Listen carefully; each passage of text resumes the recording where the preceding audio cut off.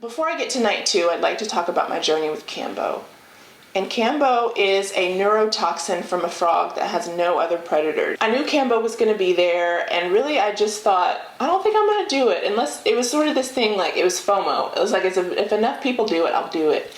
But I definitely wanted to see it, and so I asked the ceremony leader if I could sit in, and he said no problem. And so there was only women. And one thing also that happened the night before was like this initiation into my priestesshood, into my own spiritual warriorness. I felt that, like, this primal thing. I remember like showing my fangs a few times, like really getting in touch with that primal heartbeat of the planet, and that it's in me, and that I'm powerful, and that I'm a warrior, and that I'm a priestess. And so seeing the 2 women go before me, and I'll explain sort of what happened. But they scrape this neurotoxin off of this frog. They let it go, it's not harmed, and it dries onto this wooden reed. And the way that they apply it, I just thought they put it on your skin and it kind of caused a burn mark. But they burn your skin with 2 wooden reeds. So he lights it on fire, cools it down, and does it. And so I'm watching her get her little, her burn marks, the first girl, and nothing, like, she's just like, she liked it, basically. Like, and then the next part, I believe you drink a half a gallon of water, so you're definitely going to purge. You're going to purge bile. It's known as nature's vaccine, and it has a whole host of benefits, including ones for migraines, which I've struggled with for the majority of my life. Haven't had one since. I don't know how related it is, but at any rate, so it's my turn. I decide I'm going to do it. I'm not just going to watch. I'm going to partake. And I chose this spot because as my mother was going through her death journey, she had heart surgery. And so heart surgery is not for the faint of heart. They literally cut through your sternum. Oh, it's just so harsh. They cut through your sternum and they do all their business and they staple and sew you back up. And so she made it through the surgery. She actually made it into rehab, but when she got home, the home nurse noticed that she had a really small section that looked infected. So the next day she was on her way back to Vanderbilt, and for the next 6 months would struggle between, life and death. Like, her systems just started shutting off because it was one thing after another. But it started with this infection that was actually down here, and midway through it, they had gone into 2 surgeries where they tried to debride it and get it to heal, and something this big turned into something this big. And I could see her sternum. I could see inside her body. It felt like a sacred contract because I felt like I had the skills to sort of have a composure. Because now sometimes I see it and I just want to fall apart. I'm like, oh my God, I didn't even know that someone could live with that big of a hole in their body. And there's a moment I'll never forget. It's, she was out of surgery and was very lucid, and they were coming in to clean it, and it was the first time that I had seen it. And so I don't know if she saw it because, physically she really couldn't. But she saw me see it. And as composed as I tried to be, I didn't gasp. I just was trying to take it all in and understand it in the moment. And she was watching this happen.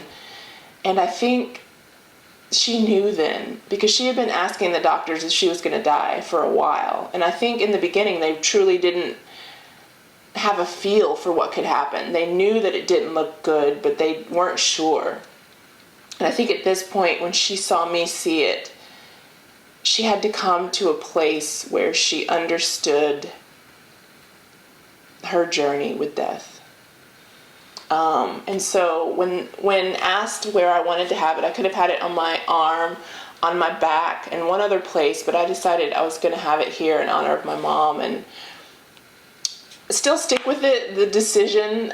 When I looked at the dude who had done many Cambo places, like even on his ankle, it looked like henna. It looked very light. Nothing was raised about it. I had no clue that this would be a byproduct, but I'm still glad I did. In many ways, Cambo brought about the presence of mind that I thought I would have to have with ayahuasca. That was the most playful journey. The second night was different, which I'll go into. But it took so much presence to be with the burn, because my burn was not like Homegirl's burn, because it actually like made a fizzy popping sound. I mean, it wasn't, honestly, yeah, it hurts for a second. And then the medicine's administered, and you immediately start to feel disgusting in your body. I immediately was like, I'm going to need to go to the bathroom and poop for the next 10 hours. I just felt like, yeah, I needed to get something out. And, you know, in my whole entire life up to this point, I maybe had to throw up a handful of times. Like, it's always been really traumatic for my body to release in that way. And so I let that feeling pass, and I start to drink water when asked to, because that helps you purge this bile. Some people just purge the water back up. Like, I watched the first girl look like an angel while she was purging just like clear water into her bucket. And then my body starts to go into convulsions, and it's interesting because your face kind of starts to look like the Cambo frog. And the Cambo frog is really interesting looking. I'm going to put like a split screen. And my lips got even bigger, like even bigger. It's like, you know, free Botox. It wasn't free, but, you know, nature's Botox. Because especially if you lean over your bucket the whole time, all of the blood will rush down and make you look even more frog-like. And one of the girls just started to like inhabit a frog. She was like sticking her tongue out. She was really feeling that like primal energy from that animal who shared its magic with us. Didn't feel like magic at first because it didn't feel like my body wanted to release, and I was just, you know, in this like, this back and forth of like, am I not? And then finally I did. And when we were passing the talking stick, when they wanted people who had done the Cambo to talk about it, I said, you know, when life gives you lemons, you make lemonade. Because mine was this like yellow bile lemonade. It was from the depths of me, and it came out. And after I did have to go to the bathroom and destroy the toilet. But I felt so much better after it. It was like the clouds were passing almost in this like diorama way, and there was this deer that came out, and I could hear dogs bark. Like, it was just like the first time I'd ever experienced anything, which I already was feeling. I was feeling like so renewed. Felt like I could I just felt crystal clear, maybe a little tired, but like so good after doing that Cambo. And just knowing all of the benefits from it. I did more research after because I was a little concerned that mine were looking like this, but I talked to a friend who had done it as well, and hers were actually, I think she kept hers covered, so they weren't healing as well. I feel really good about how mine looked and how they were healing in that experience overall. So night 2, I'm going to make this as quick as I can. When we're setting intentions for night 2, and at this point, like, I am tired. Like, we had spent the day out at the hot springs. We'd gone to this beautiful vegan restaurant to feed ourselves so we could have the strength for this next ceremony. And so I'd had a little time just to rest on my mat and prepare. And as soon as Tony started to speak about intentions, a voice just talked to me and said, I'm going to teach you respect, and you're going to be working with 4 beings tonight. And I was like, okay. So we go up again 2 by 2, and this time I look, and they're pouring the medicine for me and the person who's gone up at the same time as me. But in mine is half. So that, I didn't want to be like, hey, what's, like making a fuss. So I just took the recommended dose. So non-linear thing. There are at least 2 times that you can drink in the ceremony. So if nothing's really happening for you, you have a time to like up level. And in my journey, the first night, I heard the call 3 times. And every time I was like, yeah, I'm going to do that. I'm going to get up. I could not get up. Second night, I did get up. So I take the half dose and I sit and I wait, and kind of like clockwork around the same time, I start to learn respect. And when I said that, and when we shared our intentions at the beginning, Tony was like, oh wow, that's the way of the shaman. The phrasing and whatever I said, he's like, I'm curious to hear you tomorrow, what happens. And so this journey was very different. I didn't emote as much because I was learning all these lessons again. I was seeing all these things that I had perceived a certain way, and I was being given the gift of 100% vision of, okay, this was an agreement. This person is playing this role. You're playing this role. How can you give your forgiveness to this? How can you take everything that you know, like, sort of like the shiny bling, like, of everyone being like, the law of attraction can bring you your man and your house and like, yes, it can. It's not even the law of attraction. It's just energy. It's just how this realm works. And so for me, it felt like, okay, how am I going to grow up spiritually? This is what respect is. This is the next level.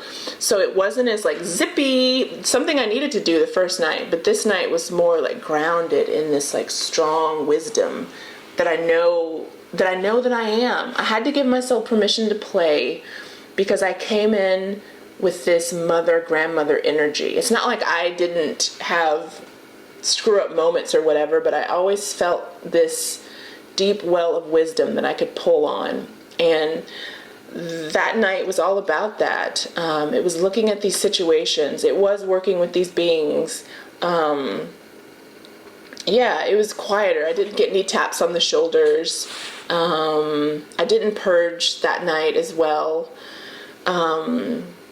But at the end, the way that I described it in Circle was that I went to school and then I went to church, because at the end, again, like, time takes on this like super fluid, like, even looking at the length of time that the Stevie Wonder song As Is, which we played again because we went to church, we had to just like give it up, celebrate.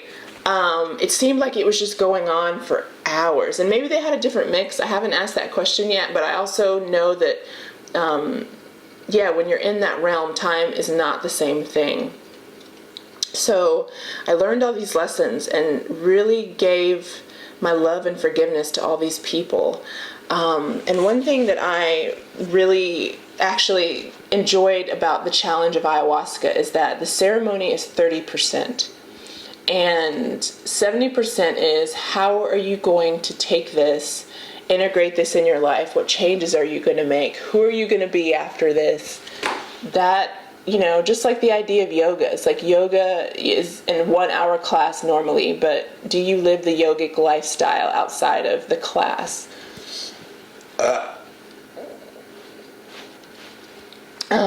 And so I loved that question, because what it's been for me in the 2 weeks following has been this lightness and this so much less fear. I led my first official meditation classes. I've led a lot of meditation classes in like the moon group that I do, and for my friends and for myself.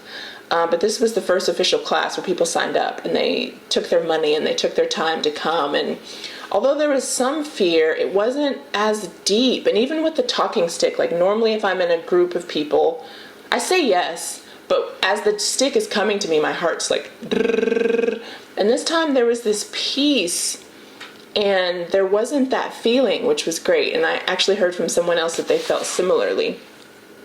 And so, there's been this huge gap between a snap judgment. And there's also been so much compassion for when my inner child feels like threatened or wounded. I've just been like, totally been able to be that inner child, as well as being the mother that just comes in and like loves myself back to life.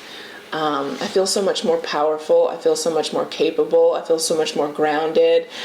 And I feel so much more lifted to the heavens. I'm just kind of still in this ecstatic love for life. And you know, in some ways it makes it harder because like I can just like weep at just the beauty of like, you know, I was always sort of that person that, you know, could like look at a plant and be transfixed, or love to reminisce about all the people that I love, even the ones that are probably like, dude, you love me? And I'm like, yes, like the way that you changed my life, the person that you were, so much more of that. I'm just so grateful that this medicine is available, and the stories of the people who had that talking stick. Like I would love to do a 2-week reunion and just see how everyone's feeling. But yeah, that was my journey. I'm so grateful. This one's a little bit longer, so I may release it in a few parts, which I'll probably just cut that out, but you don't need to know that. But at any rate, it's something that I highly, highly recommend that you consider, because the way that it works is, you know, some people are immediate, yes, and some people need time for the idea of it to permeate. And once you're open to it, I feel like you'll start to hear more things. You'll start to hear people having experiences. You'll start to be open. So the most important thing is just to stay open. This, you know, as I start to scratch the surface more and more of what's possible, and magic and belief and questioning stories and being open to hearing more, I am continually overwhelmed by the support that I feel, the things that I'm shown, and the way that I can show up in my life. So, hip hip hooray for ayahuasca. And I love you. I love you guys. Talk to you later. Bye.